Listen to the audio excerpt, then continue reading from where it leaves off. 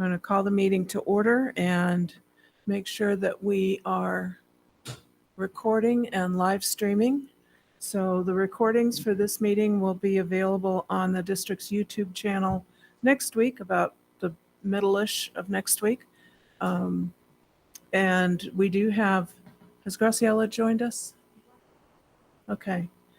We hope to have Graciela Villanueva, one of our board members, joining us virtually this afternoon. And so there is information on the district's webpage about how to join us via live stream if that's something that you're interested in the future.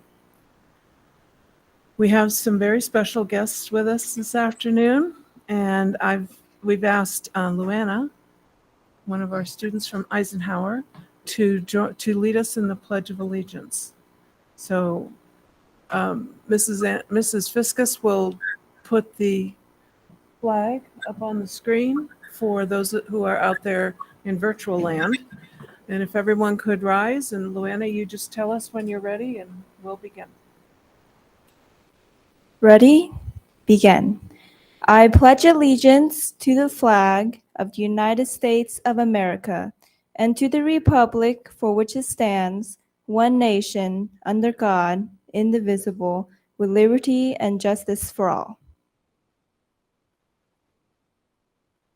And then could you tell us what the word of the month is, please? Yes, the word of the month is determined, and it means having reached a decision firmly resolved.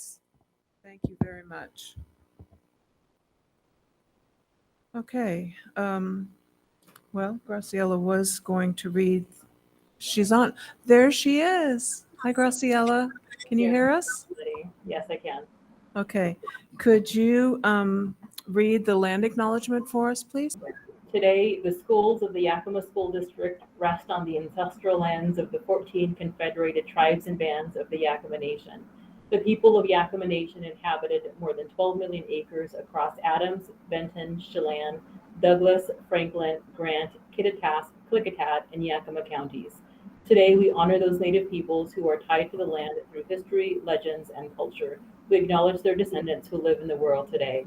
We thank the caretakers of this land who have lived here and continue to live here since time immemorial. An acknowledgement is a simple, powerful way to show respect and a step toward correcting the stories and practices that erase Indigenous peoples' history and culture. It also honors the truth. As a school district, we will continue to build upon our relations with the Yakima Nation.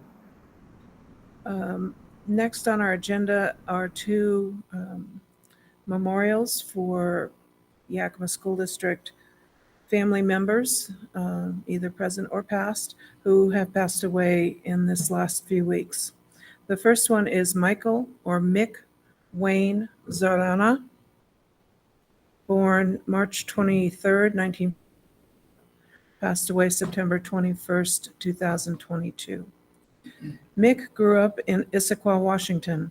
The family moved to Monroe, Washington, where he graduated from Monroe High School in 1962. Upon graduation, he attended Central Washington State College, before it was a university. He joined the Air Force in 1968. After his discharge, he returned to college and received his bachelor's degree in education.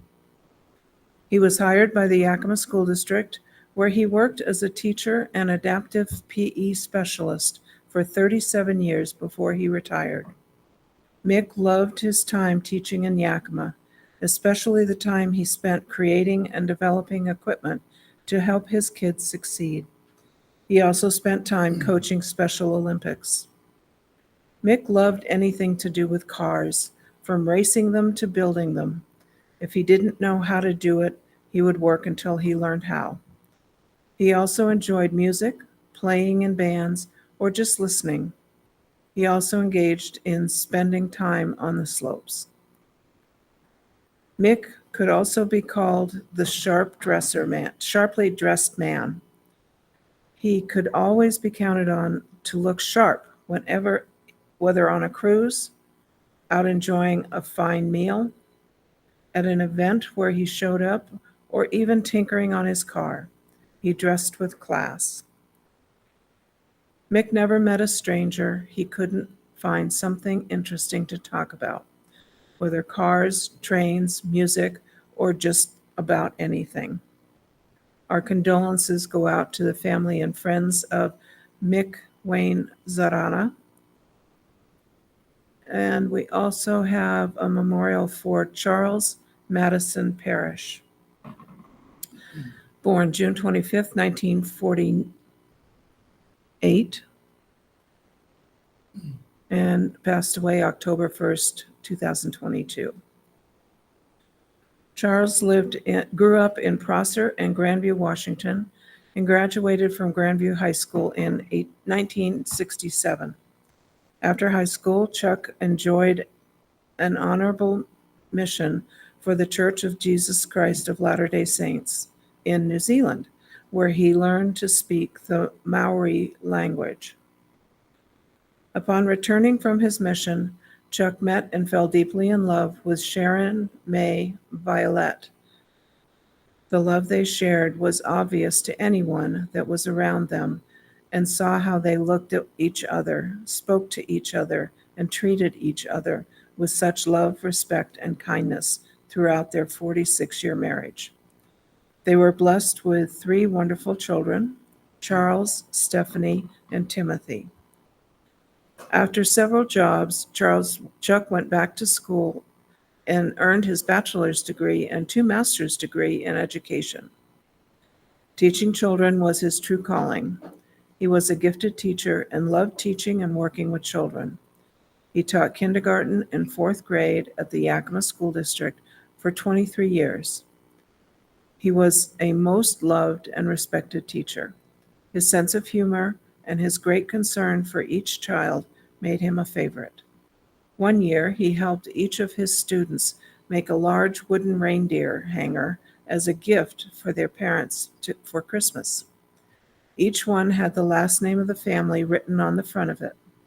This was no small project, but one the children surely gave with pride to their parents. Chuck made one for each of his 5 siblings as well, a treasured gift. Our condolences go to the family and friends of Charles Madison Parrish. And if you would please join me in a moment of silence to recognize these 2 former members of the Yakima School District.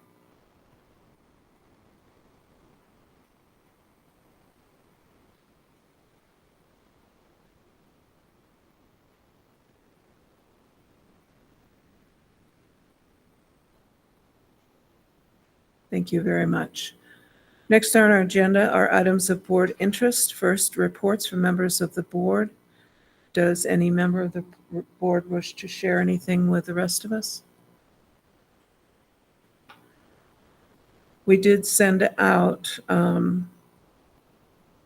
we received from WASDA the end of last week, the legislative platform for 2023 for the Washington State School Directors Association. I forwarded that to all board members and the superintendent over the weekend, so hoping that you got those.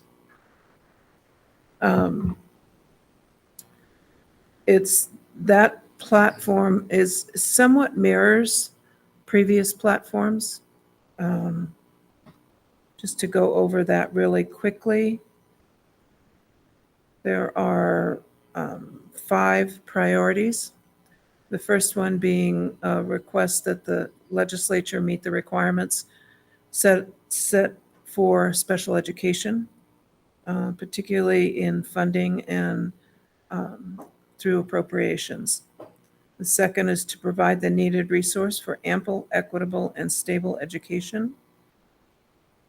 The third is to ensure that students don't have empty tummies when they're learning. We had both of these last 2 incorporated several existing positions into them. So we were able to cut down on the number of positions that we have overall. The fourth is to construct safe and healthy schools. And the last one is to transport each and every student in a safe and equitable manner. Anyone having questions for those, you can give me a phone call and I can walk you through them. And if other board members have no reports, next we have the superintendent's update. Dr. Green. Thank you, President Rice. Members of the board, I have a couple of items to share this day. First, I invite Kim Newell to come up if she would, or at least stand up to be recognized. Maybe to the side over here where we can embarrass you and have you stand while we celebrate what you've been able to accomplish in this last year. You may or may not remember that Kim Newell came to us in the HR department now to serve as a director in HR department from being a principal at Robertson Elementary. And prior to that, she was at Whitney Elementary, where she was a very successful administrator. During the course of the last year, she took it upon herself to continue her professional growth. And she was recently awarded as a certificate based on National Mentor Certification through the National Association of Elementary School Principals, which is NAESP. And this is a program that is very fluid, but it does take into account the learning that must happen to be a highly qualified certified mentor through the national organization. So we're very proud of the work that she undertook to achieve this recognition. It was not something that was, I would say, presented from the district to her. It's an opportunity that she sought out on her own and then pursued, and very proud of the work that she did in accomplishing that certification. And I know that it will continue to help her in her position and benefit the district, even though she's no longer in the principalship. She is working with all of our principals in this new role that she's in, and I certainly wanted the board to understand the effort that she undertook and the initiative in achieving this recognition. So congratulations, Kim. Is there anything you would like to share about the certification or about the process that you'd like us to know? Sure. The reason I went through this process, I was an AWSP, which is Association of Washington School Principals. And this is in alignment with AWSP, and I was an AWSP mentor, saw this opportunity to build on my growth. And so I decided to go through the process, which took a little bit over a year to finish. I just finished it up and had to change my project a little bit going into the HR world. But I continue to want to support principals in this role, and I see this as continuing to be able to do that. Congratulations, Kim.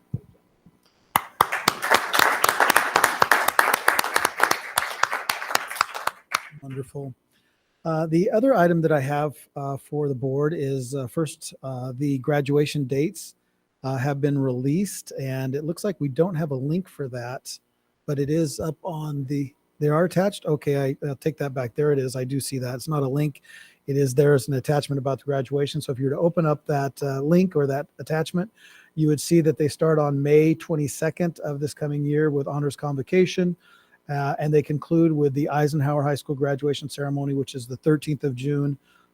Davis graduation is the 12th, Stanton the 8th, Yakima Online. And you can see the other celebrations such as Migrant Senior Celebration, CTE Awards, Black Elegance, and Native Education celebration that are also included. Are there any questions or any concerns about the dates provided? Certainly we can revisit these later. I know that you may not have your calendars open at the moment, but hopefully they're already on your calendars. And if there is a conflict, please do let us know as soon as possible. The item that I have for the board question would be that we have had actually an individual complete their GED program through Yakima Online within the last 2 weeks. And prior to the pandemic, and keep in mind that my tenure in the district started that same year, so my memory is a little bit fuzzy pre-2020, but I do believe that January there was some type of a program that we had to celebrate the early completers of either their diploma through Yakima Online or Open Doors, or the GED completers as well. So I would love to pick up again that tradition that is not included on this list of dates. But if the board is in agreement, then what we would do is we would insert an additional recognition opportunity, which would take place in January for those that complete their GED or their diplomas between the beginning of the school year and December. I see thumbs up. Yeah. Everybody's okay? Okay. There's Perfect. we also have a kind of a late graduate celebration of sorts here at, I think it's in the December board meeting, business meeting, for seniors who received their diploma After graduation. graduation. So if Okay. they completed during the summer. I'm not sure Make a note. what that date would be, but I think it's at the December Right. business meeting. So seeing nods and thumbs up, I will meet with Barb and we will make arrangements for those who have completed their degree, their graduate, their diploma since the official graduation date, and then also those who are early completers for this year of their GED or their diplomas. And thank you, members of the board, for helping us to reinstate some of these traditions that have escaped us in the pandemic. And it's nice to have the opportunity to pick up what's working and what needs to continue, and maybe add a few more of those ceremonies along the way. So we'll take care of that, and we'll come forward with those new dates within the next few meetings. And then the last item that I have for you is a link, and it is to the WASDA Board of Distinctions. So as you know, there are 295 school districts in the state of Washington. And you as a board, the phenomenal work that you engaged in last year was recognized as a 2021 Board of Distinction. As far as I know, that's the first time that that's happened in Yakima, unless you correct me on that, Martha, but I could not find We any. were a board of distinction last year too. I Yeah, think. that was last year. That was last year. So then this year, 2022, is the second year. So we're not only is this only the second time that I could find in the history of Yakima to be a Board of Distinction, it's in consecutive years. So congratulations to you. If you were to look on the link to the website, it does provide some information about Board of Distinction and what that means. I'll take a few liberties to share some of that information. It asks school directors to illustrate how the board's actions and decisions exemplify visionary leadership and help the district close opportunity gaps and increase overall student success. So there had to be a clear link between your leadership in applying the Washington School Board standards and closing gaps that impact student success.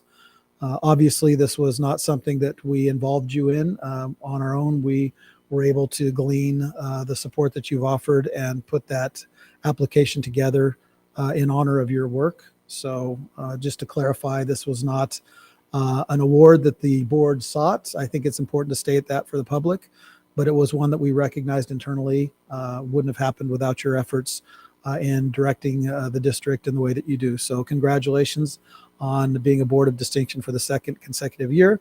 We do look forward to someday down the road in the future to being the state selection as the large school winner, which has eluded us thus far, but we're taking steps to that direction.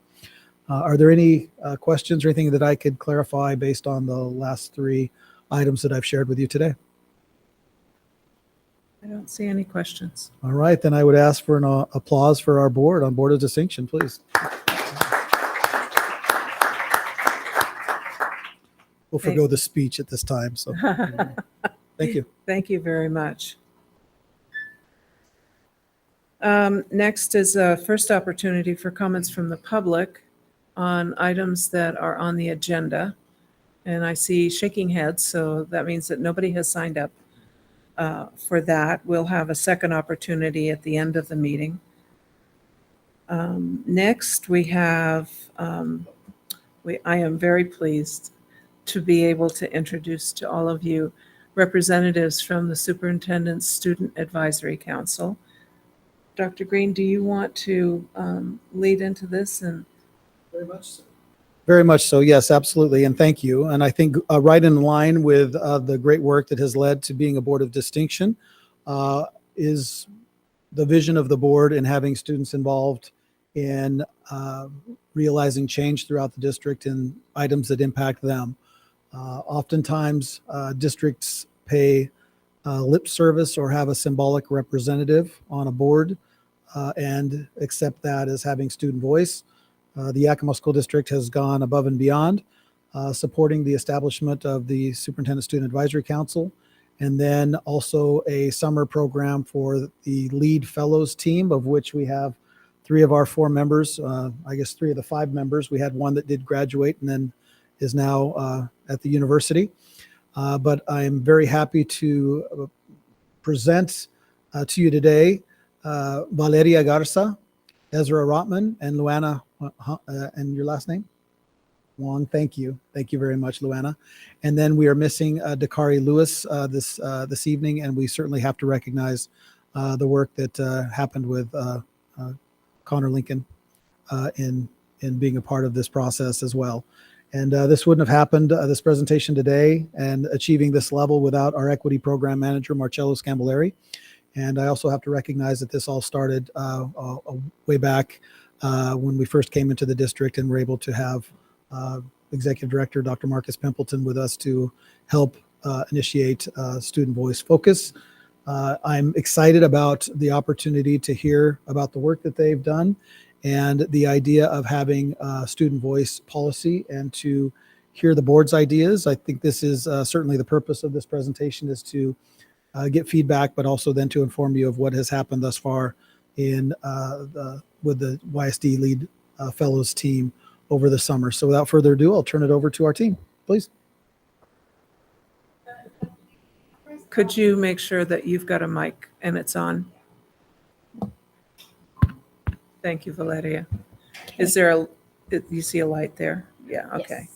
Yes. Good afternoon. As I said, it's been a few short months since we've last met, and we're excited to continue our conversation with you on student voice and allow the schedule to go back on track and discuss with you about our conversation with the rest of you and district leaders.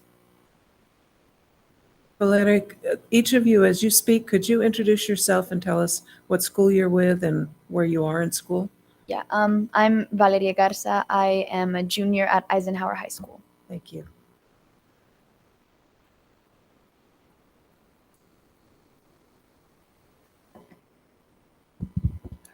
Good afternoon, members of the board. I'm Luana Huang. So our expanded team this year has really brought the best out of the program with more voices and leaders than last year's internship.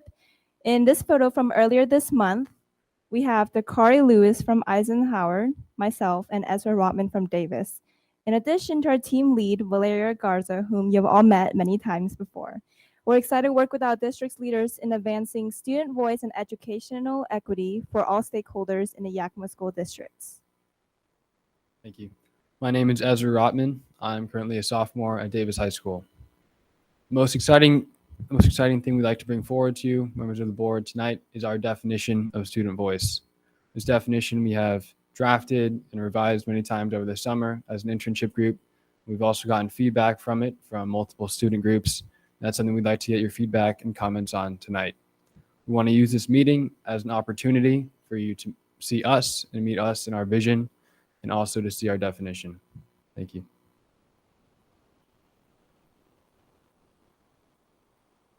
Over the last year, we've invested in the Yakima School District by partnering with administration and other school communities to advance educational excellence and opportunities. We've enhanced the inclusion and effectiveness of both the Superintendent Student Advisory Council, administered by Mr. Scambolari, and the capacity of the Student Fellowship Program. Our new team of dedicated interns have been working hard on further developing mental health tools and student voice for the Yakima School District, including a policy project and the concept and application of student voice itself across the district. We're also planning on rolling out the new community engagement tools such as social medias platforms and unprecedented student voice newsletter.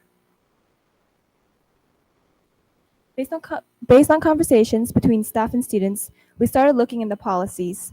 In our student voice presentation last December and January, students decided to begin developing a policy to advance our leadership in elevating student voice and codify a set of principles and best practices that we as a district can implement for years to come. This would place our district at the forefront of student voice work in Washington and our nation. We worked with the SSAC as student interns over the summer to start this amazing work. What we as students have developed is a first of its kind policy in Washington State and one of the very few in the nation.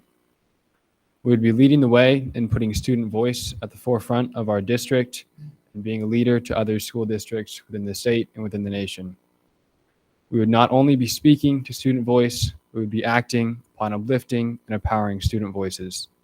This policy has been completely drafted and written and revised by students like us. Other districts in Washington and the nation could use our policy as an archetype for what student voice can look like.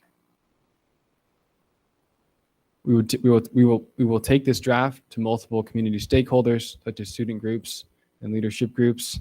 We will work with the board and district leaders to finalize this policy. As a continuation of the amazing work the district and board has started, we hope to outline a comprehensive and inclusive vision for student voice in our district for generations to come, with an enduring definition, set of core principles, and an array of effective practices to implement our goals as a district. So based on research and wide review of the current literature, as well as important discussions with the high school's ASBs, of which some of us are a part of, we have drafted this working definition to go ahead with the larger policy draft, which we plan on engaging a wide spectrum of student and staff community back on. Before presenting to the board, our definition follows as: student voice defines authentic communication of all students' perspectives and ideas empowered and implemented by the whole school community to advance student-driven change and educational equity for generations to come. We would love to get your thoughts on our work. By getting on the same page, we are confident in our potential to push progress down the road to the finish line that much more.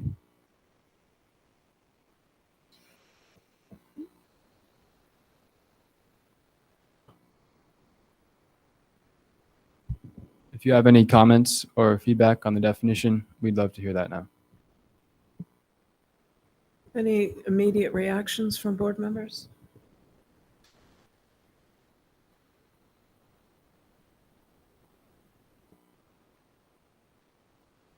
Sometimes we need a little time to digest things. Understand. I think this is a great start. I think that the community will be interested in talking to you about this. And I think after we've had an opportunity to review this a little bit further, and in our discussions with you and in the discussions that you'll have with staff, I am confident that you're going to come away with a great product for us. Thank you. Thank you. Martha? What? Go ahead. I just want to thank the students for all of their work. It's clear that they've, and I think that one of the slides shows the amount of time that they've put into all of their work so far over the summer. So appreciate all of the work that they've done on this. In my initial reactions, I think that the statement is really strong. I appreciate that we're using the word authentic to ensure that we are really thoughtful and intentional in considering the student perspective and student voice throughout, certainly with the board's work. And I love just the other word choices: empowered, whole school, community, student-driven change, and certainly educational equity for generations to come. So the overall theme of it, I think, is really strong and powerful. And I just really appreciate all of the students have put into this so far. Thank you so much for all of that time and effort and dedication. I know meeting over the summer can be a challenge, and so appreciate the time that you took to do that additional work. Thank you so much for all that. Thank you, Graciela. Thank you. Thank you. Any feedback from you, Dr. Green? I'd simply like to inform the board that our student group here, our interns, have presented this to me and to also Bob No on a couple of occasions. And of course, they've worked with Marcello Scambilleri on this also. So this does have, this has gone through several iterations. I do feel compelled to assure the board that this definition of student voice is student generated. So as we've gone through the various, as I referred to, iterations, there have been moments where we've had back and forth of what would be preferred from my perspective versus versus what they really believe in as student voice, and their perspective carries the day in those conversations. So we have been very intentional as adults to make sure that we're not imposing what we think around student voice, when we certainly have students who have a voice of their own and are able to demonstrate that here within our district. So the definition that they've come up with has not only been seen by us here at the district level, but also by various student groups, as you can see. And I believe, and you can correct me if I'm wrong in this, but as much time as you need to go through this over the course of maybe the next week or so would be great. But I do believe that you're looking for kind of a certification of approval from the board, so that there's a common understanding of what we believe student voice to be. And I know that our student group here has been very intentional about researching how we operate as a board, policy governance, and then also acknowledging that there has been at certain occasions even some confusion around our previous policy, equity policy, around the definition of equity. And they're very intentional around making sure that we move forward with a common understanding from this point, whenever it is sanctioned by the board as the definition moving forward. Did I misstate anything, or are we in agreement? Okay. Now, do you have, you've got a pretty impressive list of meetings that you've already had over the summer, mostly I think in August. But, and these are like feedback meetings that you've had with other groups, correct? Yes, that's correct. Yes. Do you anticipate having any more as we go into the fall?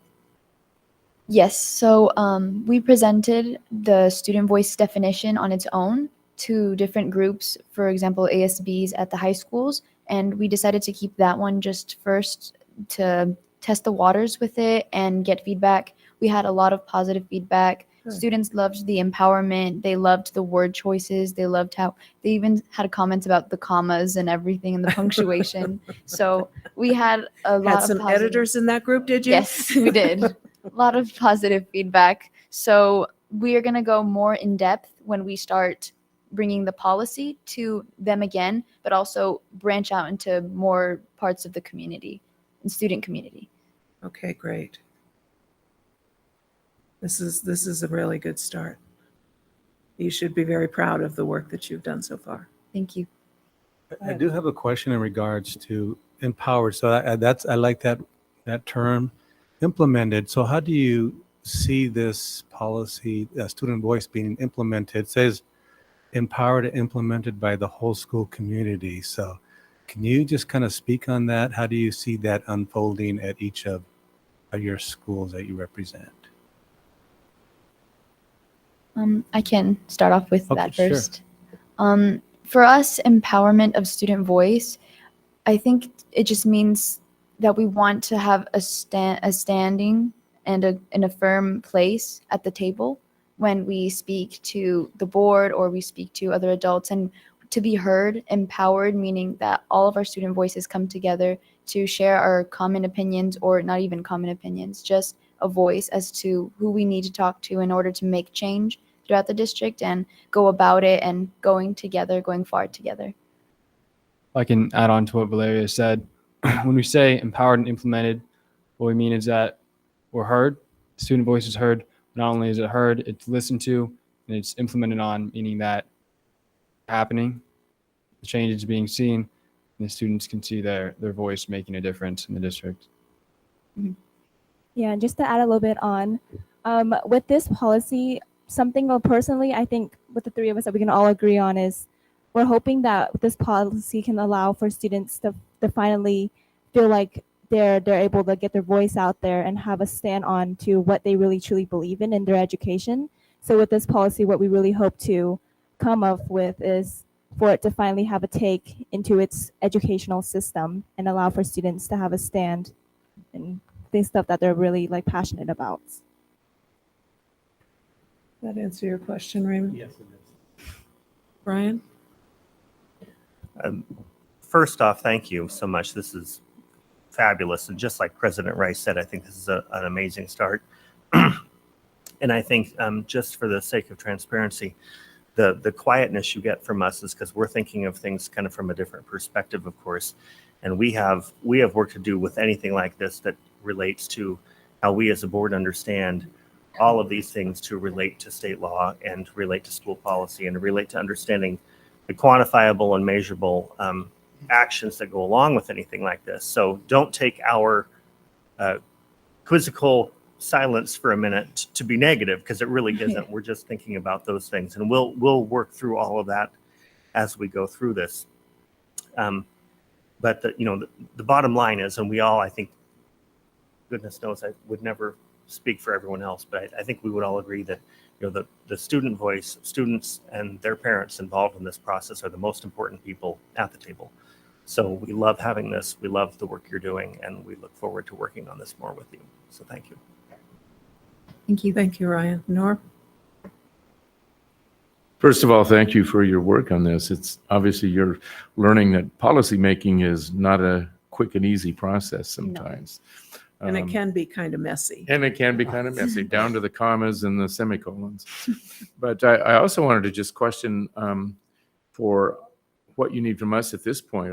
Do we need to have a motion to endorse the definition or to accept it into policy? What's our next step in terms of responding to our students today? My recommendation is that you would take the time necessary as a board to then sanction the definition of student voice, which would then allow them, I believe, to move forward to their next step. So I from my perspective, I think things would be stalled until they had your support moving forward, because if they move forward without that, then they are now working under a definition that may not be then something tolerated by the board at a later date. So I would recommend, as I said, that until the board either says yes or no, or we'd like some adjustments, and what those could be, we would put this group on pause. Exactly. This definition is really the foundation of our policy, because everything's built on student voice. So we'd like to really get your acceptance so we're on the same page. That way we can move forward together. Go ahead. Sure. So I am thinking about the word implemented. I have to tell you that I'm really struggling with that, because as a board member, elected official, we are held accountable to our community, the school, to each other.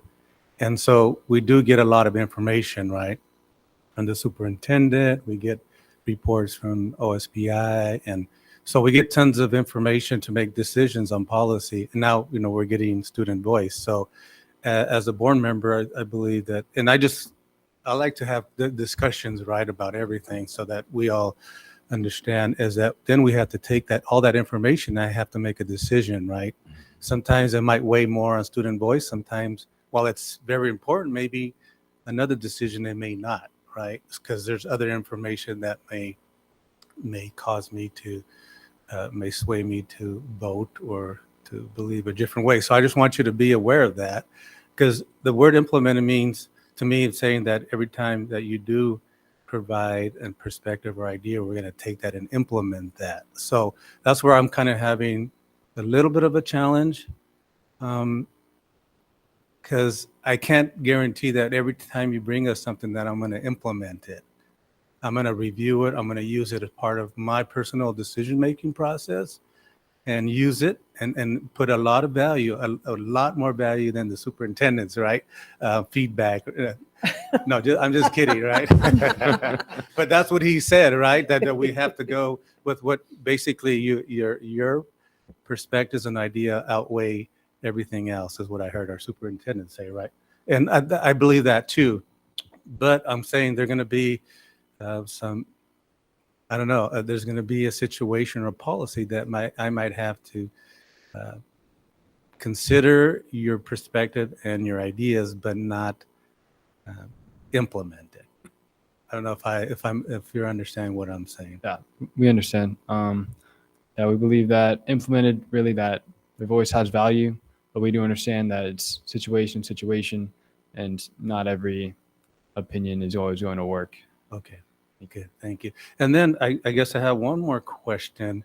It has to do with the last part of this. And I know I'm getting a little ahead of this because I know you just wanted to present No, the definition, but what are some areas that you believe already that you're going to have discussions on and get feedback in terms of areas or topics or policies in our district that need some change and need to increase educational equity? Have you guys thought about that, or am I getting ahead of the I'm just curious about that. And if you don't have an answer today, that's fine. I would just wanted to pose that question to you. Could you elaborate on the question a little bit? Yeah, what are some areas? So since you'll be providing student voice on policy in the district, do you kind of foresee some policies or procedures or things that are going on in the district that need student voice, need student-driven change, need increased equity, educational equity? Like maybe discipline. Is that an issue that students are dealing with that maybe needs some change in policy? Is our disciplinary policies not being administered equitably? I don't know. So that's just one example. You know, our IB classes or honors classes being offered to all students who are able to take advantage of that. What does the policy show? Can anybody, does everybody have access to those type of programs and educational opportunities? So I was just wondering, are there some hot topics? Maybe that's a term I can use. Some hot topics that you've been discussing and wanting to get student voice that you can provide the board in the future. Well, I believe from our last couple of meetings, we have talked about students giving feedback on their own education that's being provided by the district and teachers, and we're hoping that perhaps maybe students can also have a voice in what they're learning that could possibly help them have a better educational experience. All right, thank you. That sounds like a good first topic to tackle. So I'll be interested in hearing the feedback on that. Thank you. thank you. Dr. Green? Uh, I have multiple people Yeah. here who want to talk. I was just going to suggest, President Rice, that I think I've only got a couple of questions. I think I'll direct those via email to Superintendent Green. My suggestion would be maybe if the board members have questions or follow-up, we could direct those to the superintendent and hopefully be prepared to vote on this next Monday.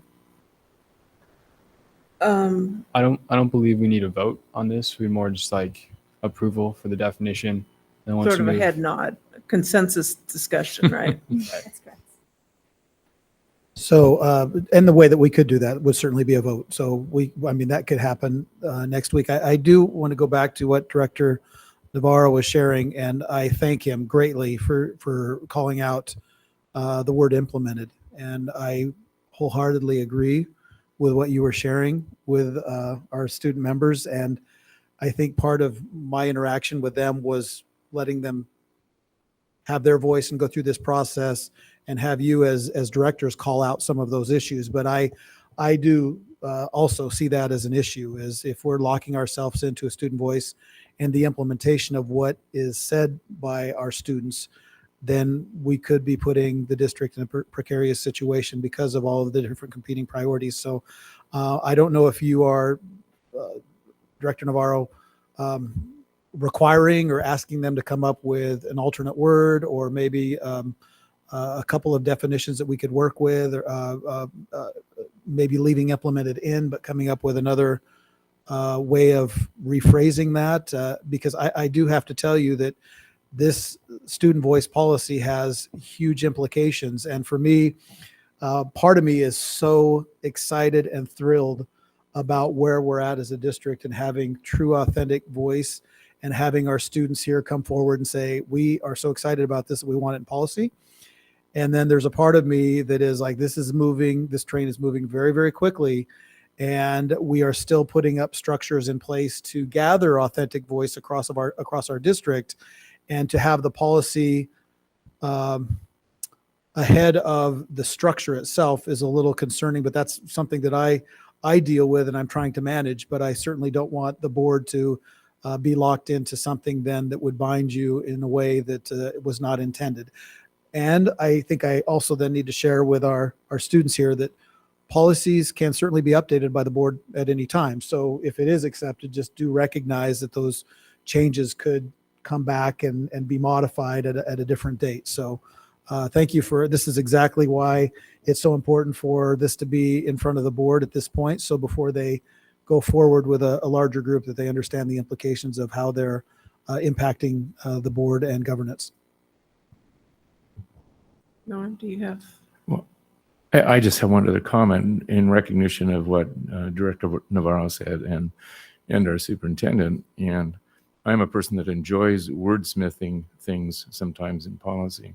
And I'd like to make a suggestion for you to take back to your group to consider. And that would be, instead of just saying implemented, you might say something like genuinely considered for implementation, or seriously considered, because we can't always guarantee implementation of a policy recommendation from one group, including students. But at the same time, why would you be doing this work if we weren't going to take you seriously? So I think maybe what your group merits, and all students merit, is serious consideration of your recommendations. There might be sometimes laws or other conflicting policies that would prevent us from implementing your suggestion, but then we would have to seriously consider it, and I would be very comfortable making that promise. Absolutely. Thank you. Rosalia, do you have anything to add? I'll just add, when I read the term implemented, that kind of caught my attention as well. But I didn't necessarily think that it meant we will implement everything they say. All the suggestions and recommendations that come up, I interpreted it as essentially what Norm said, that the input would be seriously considered. And so that's how I took that part of the definition, that it wasn't that we would implement every single thing. So I'm comfortable as is, but certainly, acknowledge if others are uncomfortable with how that sounds, and if we need to make some changes, certainly supportive of that as well.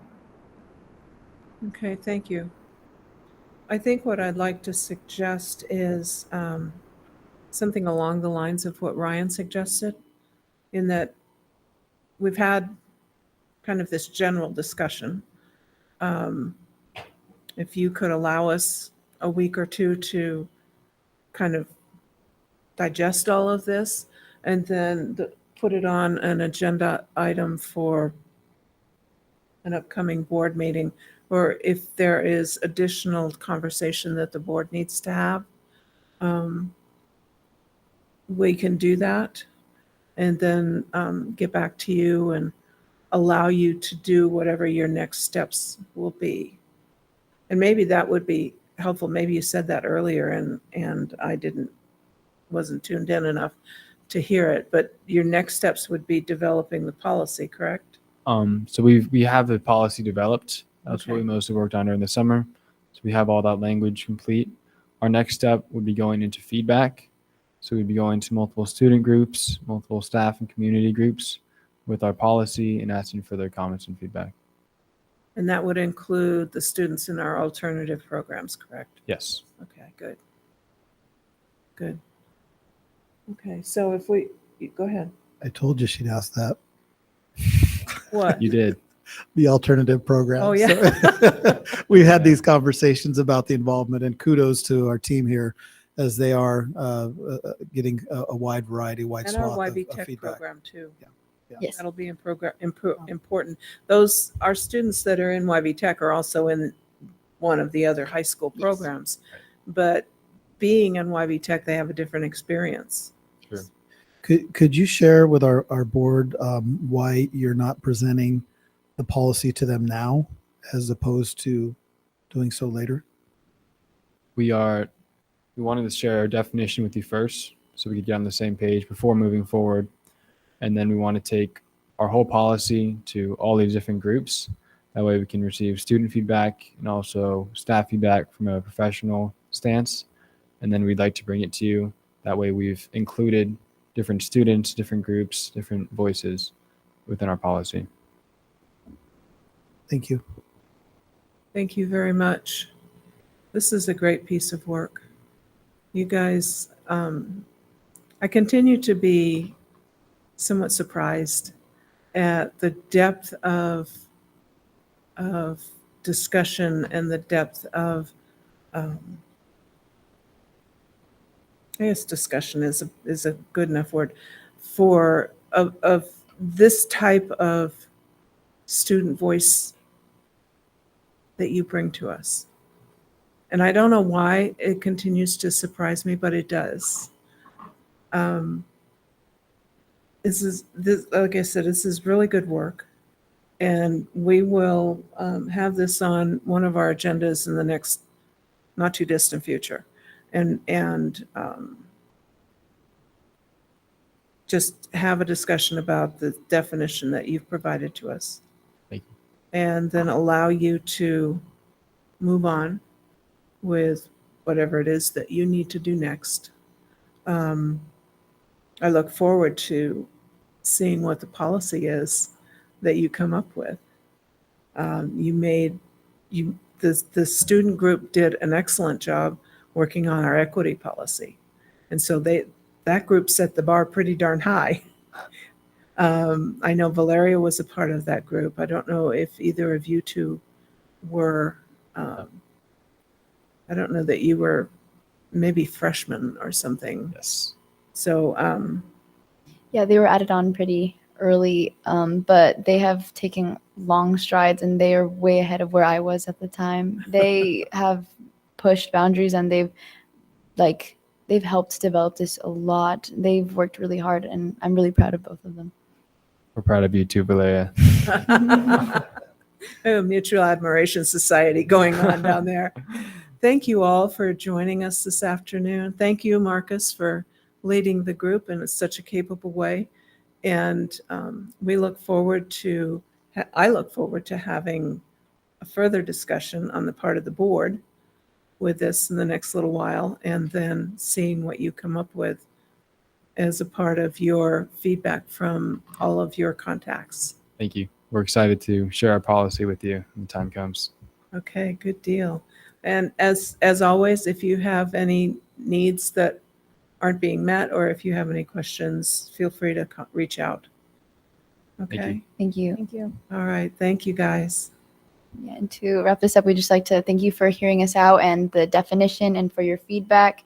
And we're excited to start discussing more in depth of student voice and the policy and take steps together and to really grow student voice as a group in the district and a first of its kind. Thank you, Valeria. Good job. Thank you. Thank you for having us. Thank you for being here. I invite you to, we have one more segment coming up in our informational items. You're welcome to stay around. It does have to do with legislative priorities, which may be of interest to you given what you've just gone through. But other than that, you're welcome to leave after that section or now if you would like, or stay for the entire thing. Thank We you. completely understand if you have other things biting at you that need your attention. Okay, next on our agenda is the Yakima School District legislative priorities. Dr. Green? Thank you. I'd like to invite Jake Cooper up to replace our students if he could. So we're going to ask for, don't sweep them away. We need to, You'll move over here? Okay. You'll need a mic if you don't have one. Okay. I want to thank Jake for joining me in the presentation of the legislative priorities. This is not, this kind of in a more formal sense than we've done in the past, bringing these to the board. We do have a requested action that you approve our Yakima School District top 3 legislative priorities as presented. Background information is that this is typically assembled by me and also in conjunction with my team.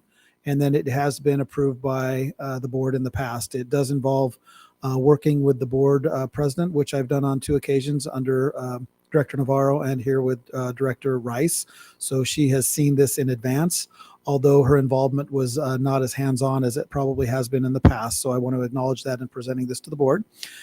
We did look at the Washington Association of School Administrators legislative priorities, which there were 12, and they are looking at theirs as a more longer term, going out several years.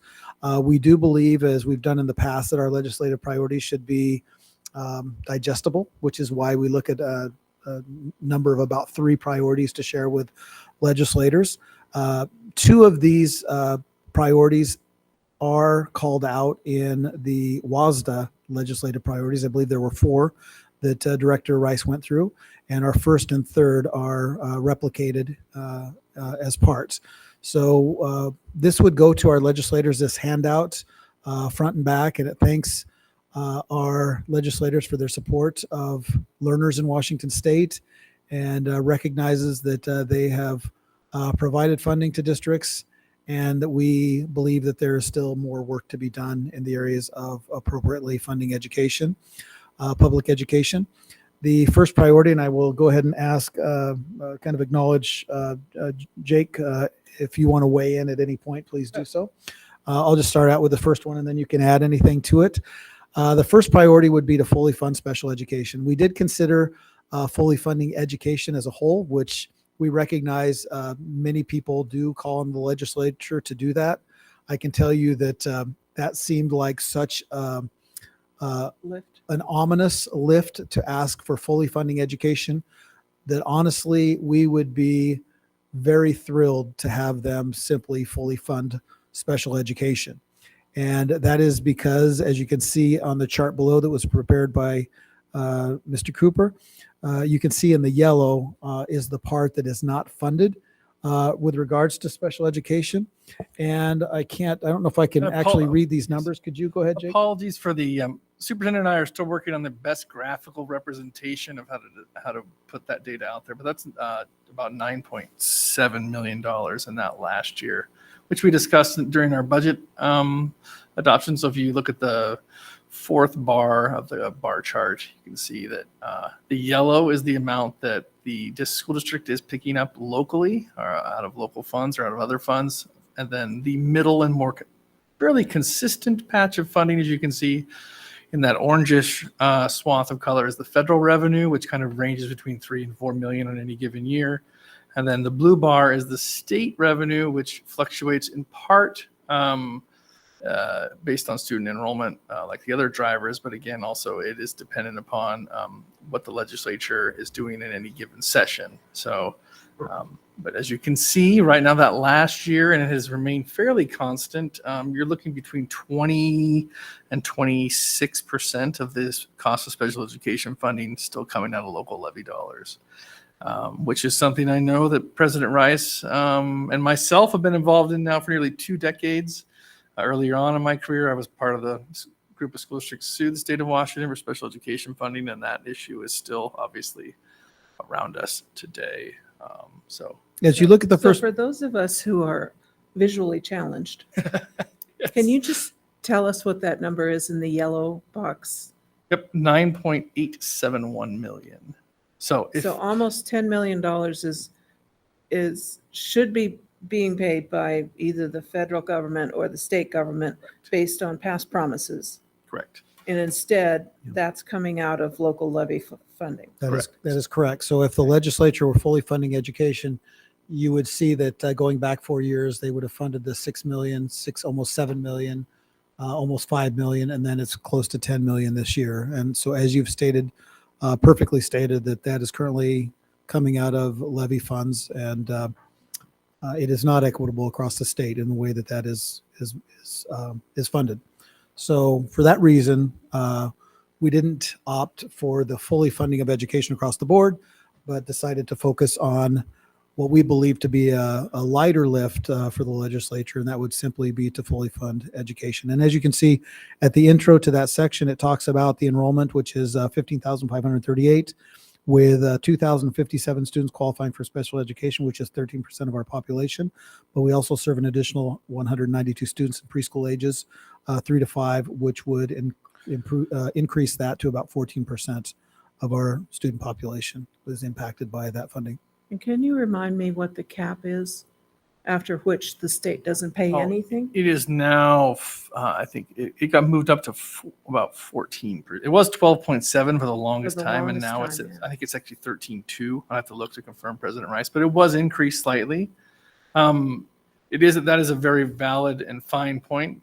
Originally, IDEA, which was basically the funding driver for federal revenue into local school districts for special education funding, was meant to cover 40% of the cost of. Right before you, that most recent year is 37 million. So you think $3.5 or $4 million. They're a long way from 40%. So they're running about 10 or 12% of program instead of the 40% promise. So there is a big disparity on the federal side as well. It hasn't been remedied regardless of administration for the last, 40 years since IDEA has been enacted. But it's still a large component of the funding problem, for sure. So, our state has done some work on their funding gap, but it has been pretty persistent, at least throughout the last 2 decades. So just so that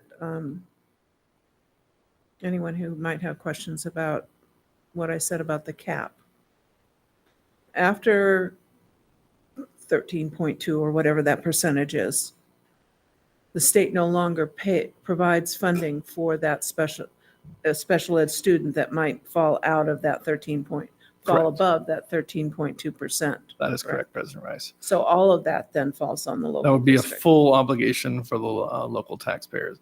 And in that regard, I don't believe they count for the federal or the state counts, or at least the state count. The federal, it's just interesting nationwide. You'll see there's a patchwork. Some states have no cap for special education funding as a percentage of enrollment. Other states have caps similar to ours, basically to control the budget. And so you're correct that cap is harmful, particularly districts like Yakima that exceed the cap in a small fashion, but also some districts, especially for small rural districts, they may have 20% special education funding, and they don't get funding for 7% of that total. So it's a very big problem and something that's been in statute for a considerable amount of time. Okay, thank you, Jake. Are there any questions from board members about the first priority fully funding special education? All right, I will move to the second. Actually, the next two have to do with facilities, which is unusual. Typically, there would be kind of a wider variation in legislative priorities, but we recognize that we're moving into a season where we will be seeking to pass a levy and likely seeking to pass a bond. And for the passage of a bond, the second priority would be to do away with the supermajority for passage of bonds or capital projects. It is very, very difficult for many high poverty or agricultural districts to modernize or update facilities for our students, passing that at 60%.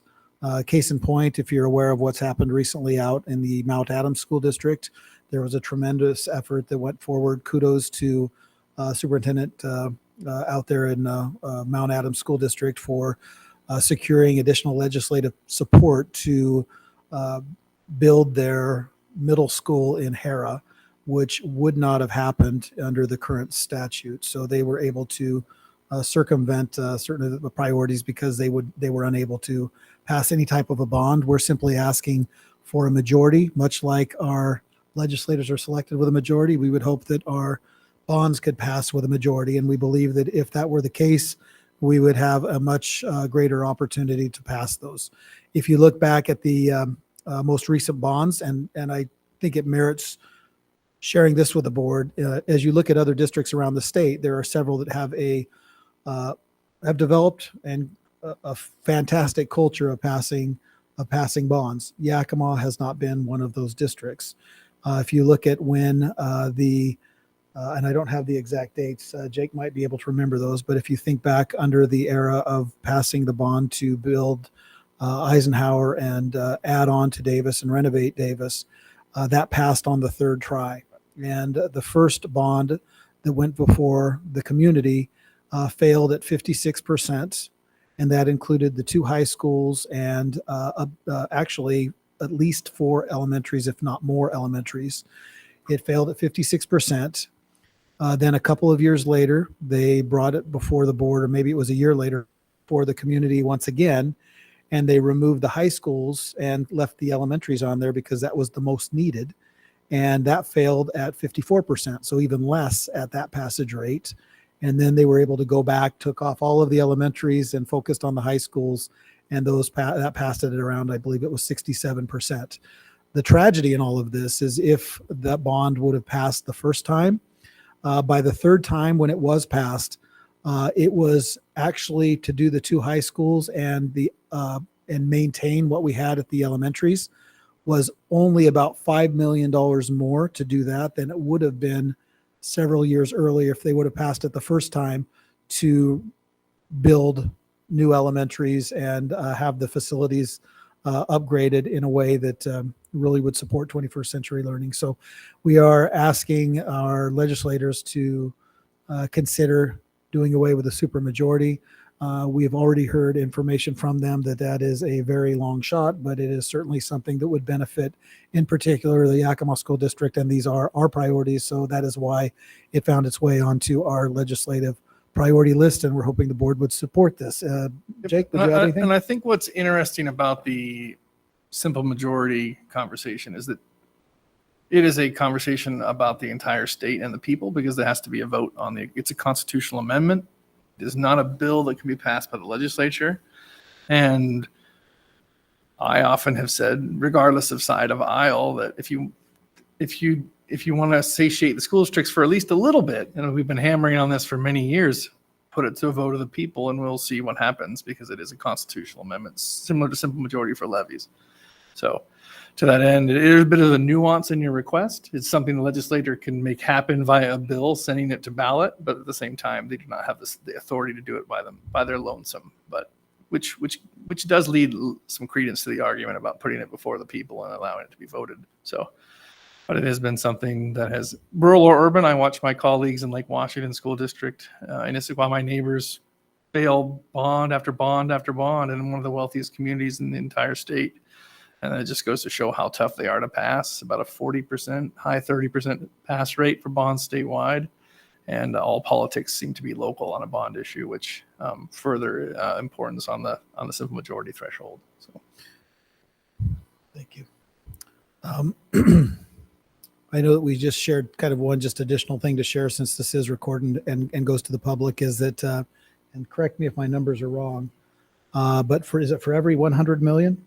approximately, yep. For every 100 million of funding for a bond, 30 million of that goes back to the community, and about 7% in taxes. So it is it's about 350 to 400 jobs that are created on projects of around 100 million. So this is a wonderful, not only something that's necessary for the school district, but it's an infusion of funding into the community, and it supports much more beyond the district itself. But that's kind of in addition to what is shared about the simple majority. Are there any questions about legislative priority number 2? Not asking you to approve that, just asking if there are questions or clarifications needed for legislative priority number 2. I don't see anyone Okay. jumping toward a microphone. Hearing none, we'll move to the third legislative priority, which is supporting K-12 capital facilities. Jake, would you like to take this one? And this has to do with the school, the SCAP as it's called, or the School Construction Assistance Program. We used to call ours commonly known as state match. A lot of districts stopped calling it state match because it's very rarely matched dollar for dollar.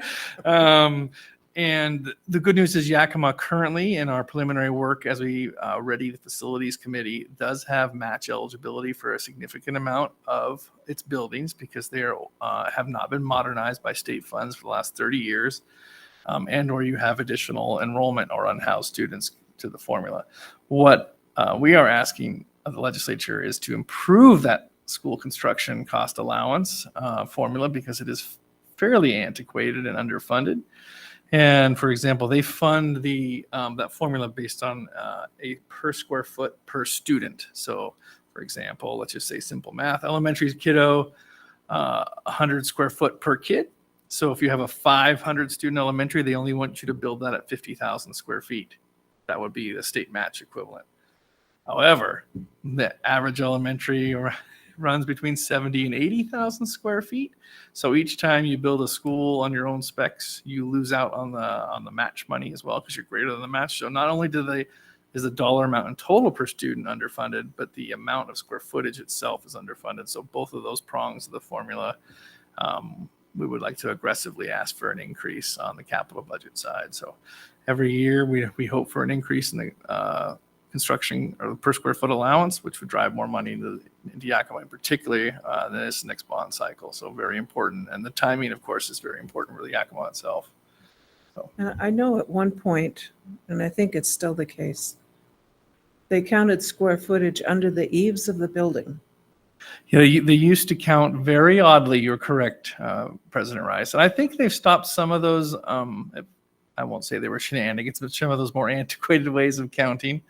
But at the same time, if you build larger common spaces, again, hallways used to kill school districts as well in the formula. And so you are incentivized now to build, I would say, small footprint, multi-story buildings to maximize your construction allowance. But again, it can be very difficult to obtain, and you have to go through the process. But at the same time, there is a bit of a backlog on K-12 construction, as you know, around the state. So. And we did lose one of our legislators who served on the capital budget For a long time. For many, many, many years. Yep. Senator Honeyford was a strong proponent for capital funding for schools, and since his retirement. Yep. And it is important to maintain our presence as K-12 in the capital budget because we are not the only capital need in the state of Washington. You have higher ed as well and any other public agency advocating for construction dollars. So always important to be well heard on the capital side. But yes, Senator Honeyford is missed by me in particular. I always enjoyed our conversations on SCAP. So. Are there any clarifying questions around legislative priority number 3? Okay. Then this was assembled by me and my team and presented to President Rice. It is brought to the board here for approval as presented. I can tell you that if there are other priorities that would rise or surface to replace any of these, we would be accepting of whatever that directive would be from the board. So I'm not saying that we are, I guess in a way we're not married to these, but this is our best thinking internally of what would benefit the Yakima School District, and certainly are seeking your support of these legislative priorities so we can move forward and share these with legislators, along with the back of the page, which simply calls out recent highlights so that we're not simply talking about what we want, but sharing some of the outcomes that we've seen and celebrations within our district. So this is kind of the way that we enter into those conversations, sharing the good news and then asking for the things that would really support our area. With that, I'll turn it back over to you, President Rice. Thank you. I expect we will be having our regular meeting with legislators at some point after the election, once we know who all the successful electees are. So we would need to have this approved before then. I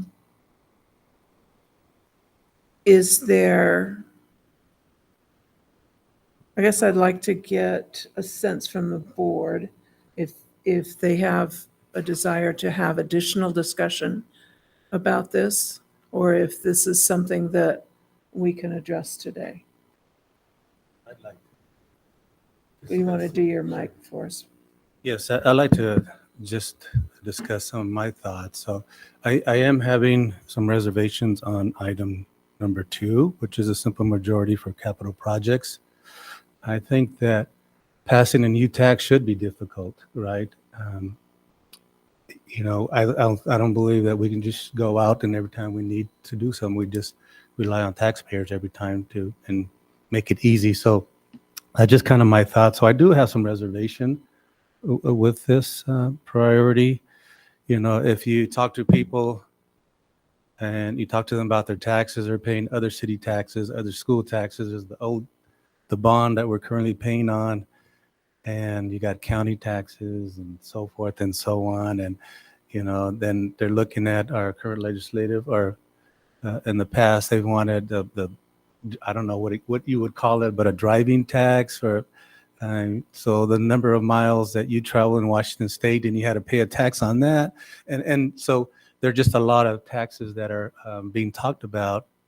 And so I just feel that the supermajority is there for a reason, right? To make sure that this is what our community wants. So I'm just kind of curious if that our community has really what their feedback is. What is their sentiment in terms of going to a simple majority? I don't know if we have that information or not. I know it would make it easier for the school district to pass bonds. I just have some reservations. I know there's a need. I know the high poverty schools and the ag school, areas, it's more challenging to pass a bond. I understand that. I understand the impact on kids. So I'm just trying to weigh all this, right? The need that our students have for modern facilities, up-to-date facilities with all the technology and so forth and so on, but also weighing, the taxpayers' burden on this as well. So and I don't know. I just have reservations on number 2. I think it's a matter of equity, quite honestly, because there are bonds for which you don't have to have a supermajority to pass them. They can be passed on simple majority. In other municipalities, correct? Yes. Yes. Yeah, I'm thinking the Kingdom. Yeah. Or no vote. Yeah. And so, I guess it depends on what priorities are and whether you think that the system that we have currently is equitable. And quite honestly, I don't think it's very equitable when we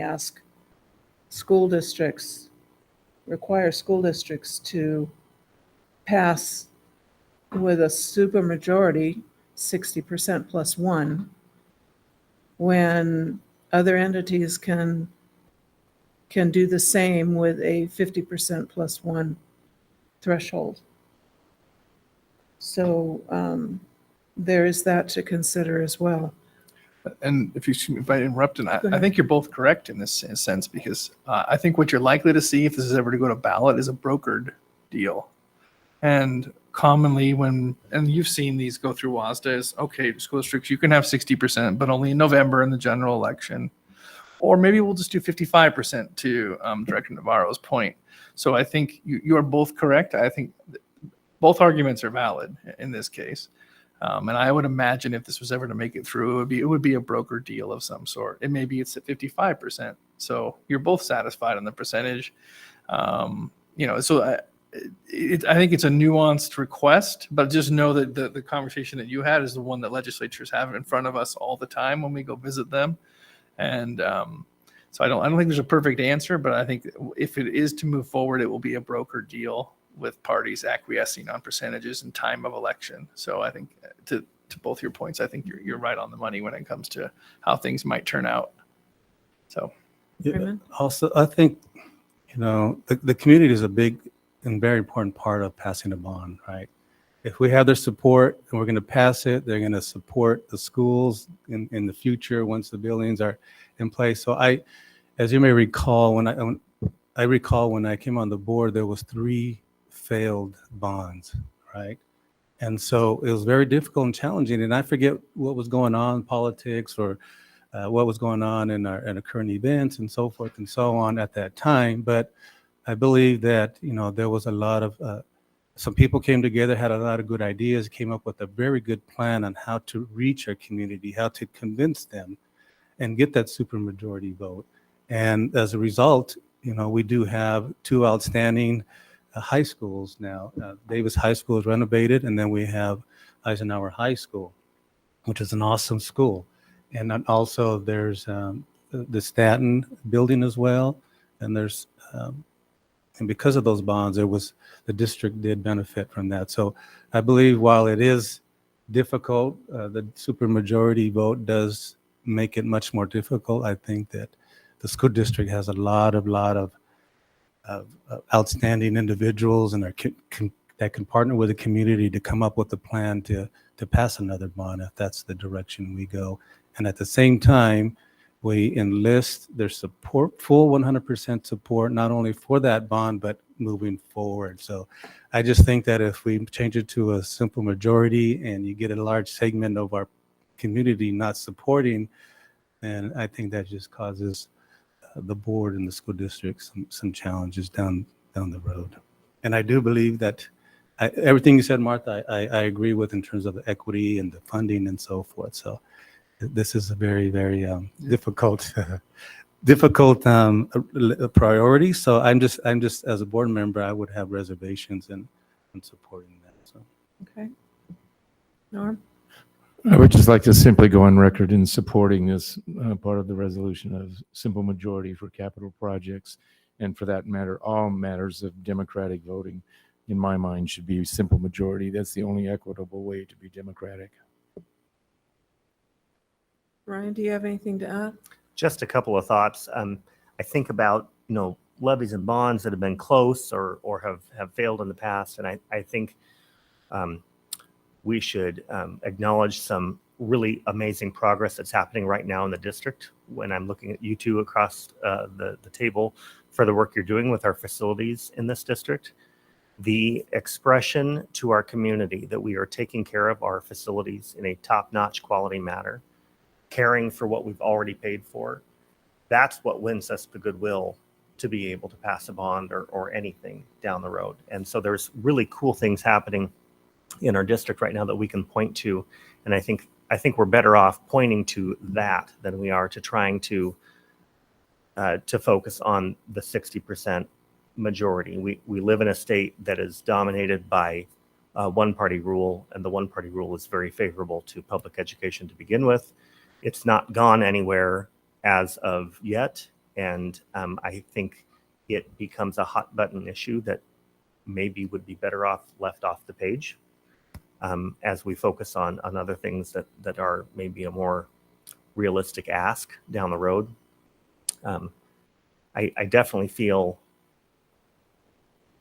like I couldn't get behind eliminating the 60% threshold. I just couldn't do that based on the conversations I have with the people in our community.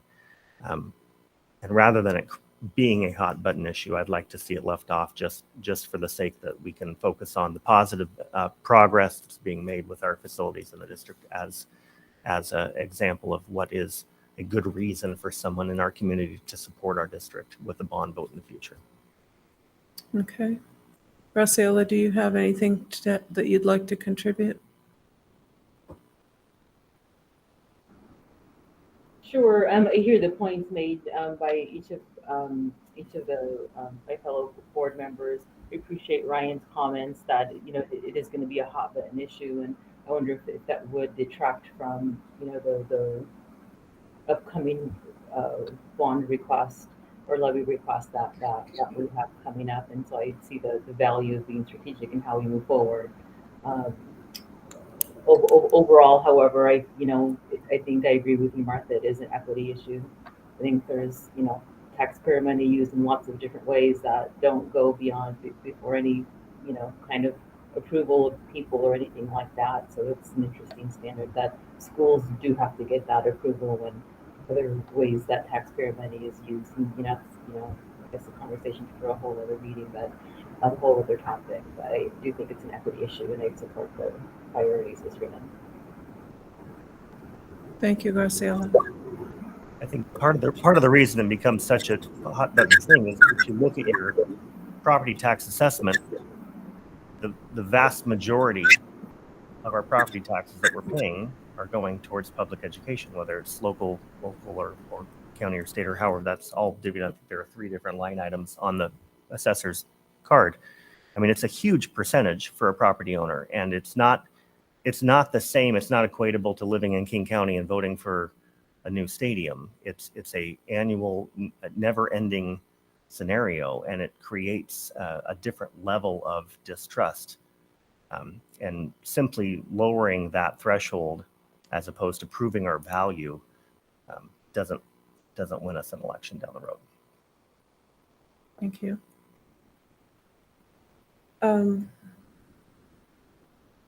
I'm kind of at a loss as to where to go next. Do you want to continue with approval on this, or do you want to step back and reconsider? Do you want to table this until next week? So speaking frankly, I think that all three of our proposals are a long shot with legislators anyway. So I would just like to acknowledge that. But I think this has been, it doesn't mean we don't try, and it doesn't mean that we don't present our priorities. And, if you never ask, the answer is always no. From reading the tea leaves, I think if we were to move forward, my assessment would be the priorities would be accepted, but it would certainly be a split vote. I've shared with the board that I am completely open to, we have so many things that we do need from a district as a district. I think you've seen, or as I've shared, the WASA priorities alone list 12. We had 4 that were listed through WASDA. It's not like we couldn't come back with a different proposal in lieu of the supermajority.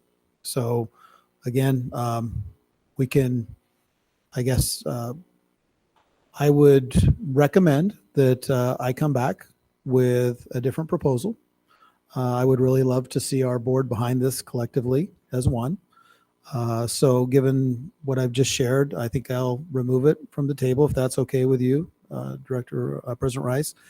I would, however, love for specifically Director Navarro, Director Beckett, if you could reach out and share maybe some of the priorities that are listed either on WASA, W-A-S-A, as 12 priorities to choose from, or take a look at some of the WASDA priorities and let me know what you would find acceptable that I could bring back, because I would really love to bring back something that could be unanimously supported by the board, and that would help in maybe doing so by next week. So if it's okay, I would ask for Barb to reach out to both of you tomorrow to just see if there's, what, maybe it might be easier to send you the options and have you share what you would not support out of those. And that way I would be sure to be able to come back with something that we could then advance and get in front of. So does that sound acceptable? Okay. Sounds fine. Is there any concerns on the board from the third? So we have just making sure we're only looking at one of the 3 priorities, Superintendent. I was trying to slip those other 2 right by him. I know. But 2 out of 3 ain't Rookie bad, as mistake the saying there. goes. How long have you worked in the district? 2 out of 3 is a supermajority last I checked. But I just wanted to confirm. You know, the old bird in the hand. Yeah, I know. I definitely know. Thank you, Mr. Cooper. So yes, are we okay? But I do want to confirm that because we on want priorities to bring back number 1 and 3, are we okay? From my listening to what board members have shared, I think they would support 1 and 3. I think Graciela. Okay. That gives us some. I'm trying to do thumbs up. I support 1 and 3. Okay. Okay. Thank you. Okay. Thank you. Thank you. All right. So we will look for those next week or the week after. I think we'll have those for you next week, and hopefully we won't just represent everything, except we'll just go forward with one, and hopefully it'll be much more expedited. Okay. Okay. All right. Thank you. Next on our agenda is Resolution 01.22.23, levy certification. Jake. Good evening again. I have not moved from my seat. Before you is the annual and legally required levy certification that is required by the state and the county both. The county needs this so they can certify your levy, as you are the only authority in state law that can both put a measure on the ballot and enact and tax your local school citizenry. So before you is a an annual resolution. We have no what's considered rollback. We have no levy rollback this cycle. So before you is a clean resolution that I would recommend action on this evening so that we may transmit this copy to the county treasurer for tax collection for the coming year. Okay. We have before us Resolution 02.22.23. And when I look at this, it says cancellation of outstanding warrants. That's the other one. Okay. They're both cancellation of outstanding warrants. Oh, I believe should be one resolution should be 12223. Oh, there it is. Okay. There's a lot of 22s and 23s in there. Is it? Oh, okay. There it is. All right. We have before us Resolution 01.22.23, certification of 2023 excess property taxes. And it's a little over a page, but the board has had an opportunity to review this prior to today's meeting and get any questions answered that they might have. I would entertain a motion for approval of Resolution 01.22.23, certification of 2023 excess property taxes as submitted. So moved. Second. Moved by Norm, seconded by Graciela. Is there any discussion? Ryan? Just one question. This is the first one of these that I've seen since I've been here. You mentioned the term rollback. Is that when the amount collected is larger than the amount levied? It would be when your authority, let's say the school district approved a levy for $30 million on an annual basis, but in statute, you could only collect 25. So the rollback in our terms would be that $5 million difference. So it would be anything above authority that you have approved by your voters, if that makes sense. So statute caps you at either an amount per student or $1 per thousand in the state of Washington. So if it only generates, the statutory limits only generate X amount, but you've levied Y in excess, the difference between the two is what's rolled back and then recertified. So there is no rollback this year. As we went through the budget presentation, you would be under levied in technical financial accounting, awesome school district accounting terms, meaning you have not asked your voters for your full statutory authority. So there would be no rollback in this situation. Thank you. Yep. Any other questions? Okay, Barb, could you call the roll, please? Director Beckett, Aye. Director Walker, Aye. Director Navarro Jr., Aye. Vice President Villanueva, Aye. President Rice. Aye. Motion passes 5-0. Thank you. Okay, next item on the agenda is Resolution 02.22.23, approval of cancellation of outstanding warrants. Jake? So again, before you this evening is a legally required action by the board of directors. After a warrant has been issued, so these are basically what's before you are uncashed checks, for lack of better description. So the district has provided these to vendors and paid them, but they have yet to cash that warrant, or they have lost it and they have not filed with us either, or need to reissue or void out, etc. So before you is a canceled warrant list that is needed to be acted upon by the board of directors. Again, as it says in the action letter, if a person on that list or individual contacts the district within 1 year of your action, we will provide them again with a new warrant and issue them that check again. So this is the cleanup that is required by state statute in our county treasurer. Are there any questions for Jake? Okay, the board is being asked to approve Resolution 02.22.23, cancellation of outstanding warrants. Do I have a motion? So moved. Second. Moved by Norm, seconded by Ryan. Is there any discussion? Seeing none, Barb, could you call the roll, please? Director Beckett, Aye. Director Walker, Aye. Director Navarro Jr., Aye. Vice President Villanueva, Aye. President Rice. Aye. Motion passes 5-0. Thank you all. I'm Thank going to you. excuse myself for some evening trick-or-treating now. Oh, how fun. Be safe. I will. Thank you. Next on our agenda is approval to purchase fresh fruit and vegetables in the amount of $226,359.01. In Stacy's absence, are you presenting? Yes. Okay. Yes, I am President Rice, and I neglected to share with the board previously that Assistant Superintendent Locke is out ill. We have Assistant Superintendent Rodriguez, who is out on a personal day, and Deputy Superintendent Darling is out ill as well. And we just did excuse our Executive Director, Interim Executive Director of Finance, as he is still commuting from Enumclaw. And we wanted to make sure that he was able to leave as quickly as possible to join his kids. So he's got a little bit of a drive in front of him. So it's my pleasure to bring to the board then this action item. This is a request to purchase fresh fruits and vegetables for the Fresh Fruit and Vegetable Program, the FFVP, in the amount of $226,359.01 from Spokane Produce. This is out of the Nutrition Services budget, and a formal bid was conducted in 21-22 and has been rolled over for 22-23 school year.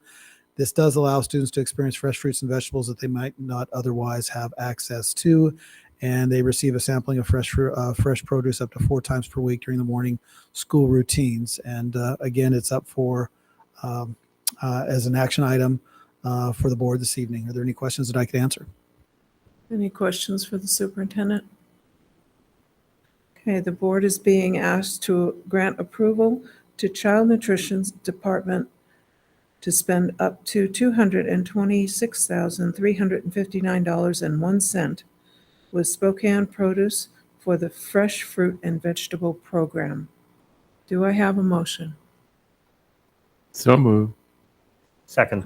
Moved by Norm, seconded by Ryan. Is there any discussion?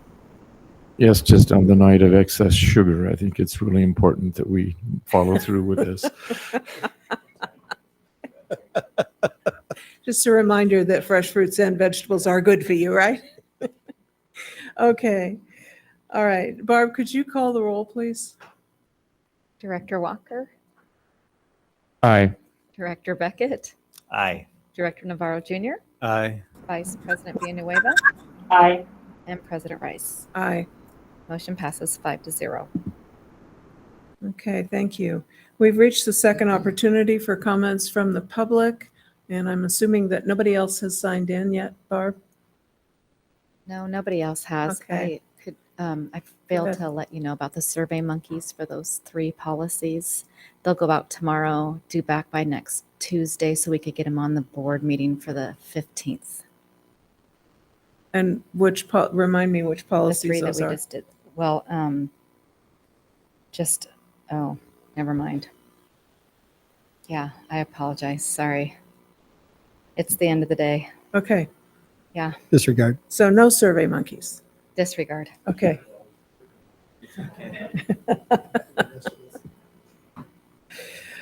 Okay, Mr. Superintendent, do we have a need for executive session? We do not have need for executive session this evening. Okay. All right. If there's nothing else for the good of the order, okay, we are adjourned.